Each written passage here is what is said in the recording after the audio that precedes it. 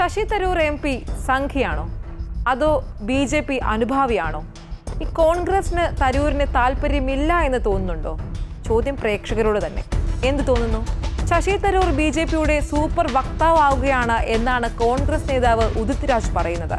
BJP നേതാക്കൾ പോലും പറയാത്ത കാര്യങ്ങളാണ് നരേന്ദ്രമോദിയെക്കുറിച്ച് ശശി തരൂർ പറയുന്നതെന്നും ഓപ്പറേഷൻ സിന്ദൂറിനെ കേന്ദ്ര സർക്കാർ രാഷ്ട്രീയ നേട്ടങ്ങൾക്കായി ഉപയോഗിക്കുകയാണ് എന്ന് അറിഞ്ഞിട്ടും BJP സർക്കാരിനെ പിന്തുണയ്ക്കുന്നത് തരൂർ തുടരുകയാണ് എന്നും ഉദിത് രാജ് പറയുന്നു.